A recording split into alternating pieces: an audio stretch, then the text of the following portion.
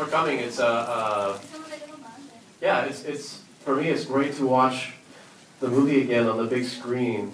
It looks better now than it did when it was released in 2003 because it's a digital projection. So the colors and everything that you saw with your glasses on are exactly the same here in Torino as it is in California at Pixar because it's digital. It's the same file. And when it was released in 2003, the colors on film were very bad for us. And we worked so hard to make everything perfect, and then the process of printing on film ruined a lot of our work. So not only is it in 3D, but it's very crisp, I think. Yeah, so Party Source Rex, that was the short in the beginning, the very weird short.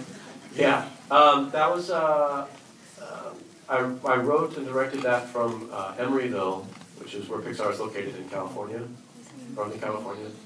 And we worked with a sister studio in Canada, further north, in Vancouver, via Skype and phone, Skype, the internet, and I would go and visit maybe once a month. Party Source Rex is 6.5 minutes long, and it took 2 years of my life to make. It's the longest 6 minutes ever. The technology is changing all the time, so that if I was to do a scene from Finding Nemo again, I could not use the old software and the old models of the characters because you cannot buy a machine that runs the old software anymore. Eventually it becomes outdated and you have to do it all over again multiple times. So this is, in Party Source Rex, you're probably looking at the 3rd or 4th version of the Toy Story characters that we've made. They still look the same, it's still the same pattern. We've improved it here and there a little bit. But this was the version that was used in Toy Story 3. But very soon we have to do it over again. It's a very strange film because I found that I did not plan on the music being the way the music is. Originally I thought that the music would be like more rock and roll. But I found that working with other people, you know, everybody else brings an idea. Hey Mark, have you thought of this? Hey Mark, have you thought of that? And some things are better, they make it better. Some things they make it worse. I found that as a director, my job is not to come up with all of the ideas, but it is to encourage other people to talk to me about their ideas and be able to still decide what idea stays and what idea goes based on what I feel the movie needs to be. Yeah, so from a technical point of view, it's the sun, it's the bubbles. It's because it's all calculated. We would design very simple shapes and then fill them with bubbles using the computer. And if you make the bubbles too small, they look like caviar, right? It looks gross. If you make them too big, they don't feel real. And so there's kind of part cartoon bubbles, which are fluffy like a cloud, and part realistic, and it's difficult to even calculate the lights because, you know, a light shines on me, it reflects off of my bald forehead, but on the bubble, you know, it hits the inside of the bubble, and the light bounces around, and then it hits the next bubble, which the light bounces around and hits that. Oh, I think well, I mean, we've seen a lot of different types of technology with film. You know, we are always trying new things technologically to make it interesting and new for people, right? The surround sound in here, I remember in the 1990s when like digital surround sound came in, I would go to see movies just because I heard they had this new sound. And sometimes they were really bad movies, you know. But that led to, that kept people very excited until, you know, like Jurassic Park came out. And then it was, what is digital animation? And that people went to go see many, many bad movies because they had digital animation in them. And now, I mean, I think we've gotten to the point where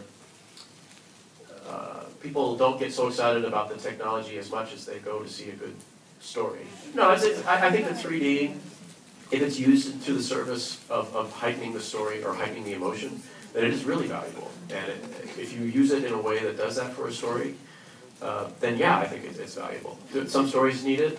I don't know. Probably not. But there are some stories that it really adds a lot.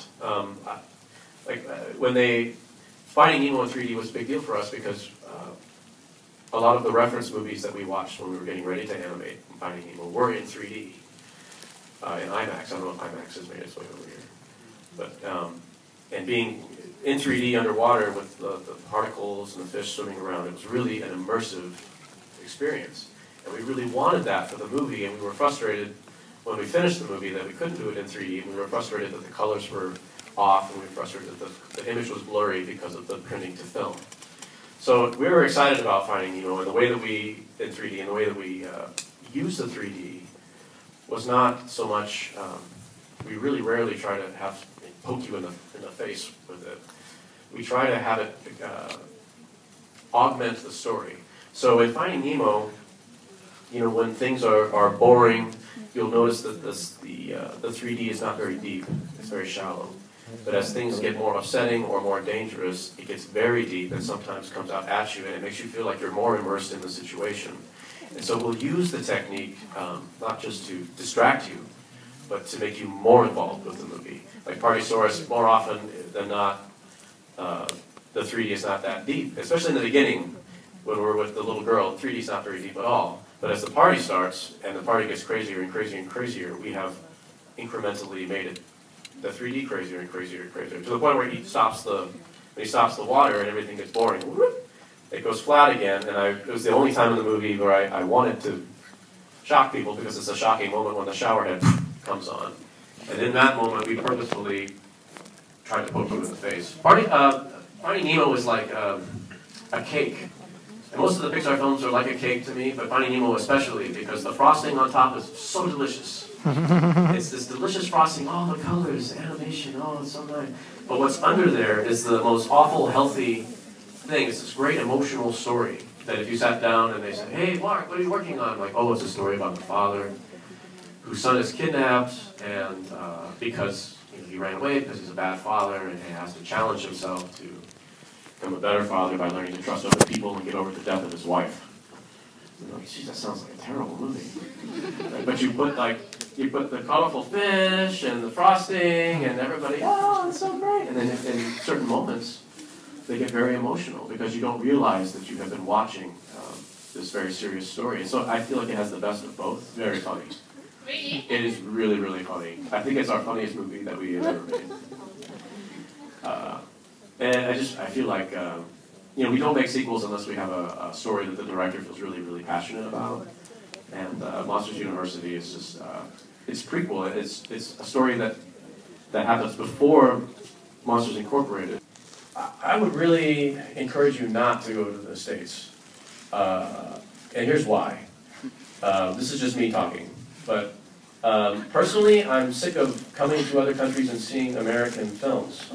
I get kind of happy when I see something like the Gladiator poster. I'm like, oh, I hope that comes to the U.S. so I can watch something different, please.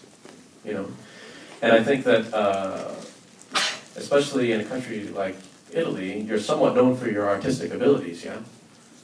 So I think that this, of all places, should be where, if you can start small and get into a small company, I don't know how large Rainbow is, but even a place that does TV commercials, someplace small where you can learn and get better together. Pixar started out small. They did TV commercials, they did these short films. There was no money in it in the beginning, but all of those people that were young and didn't have any money kept making these commercials and learning together, encouraging each other, supportive, growing up together to the point where they got so good that it was okay to take a risk on them to make a feature film. I would just start small. I started at Pixar because it was not Disney. It was a place much like Partysaurus. It was small. I wanted to learn. So I encourage people not to try to start at Pixar. Start somewhere small, learn. Okay. Yeah. Thank you. We're finished our time. Okay. Thank you very much.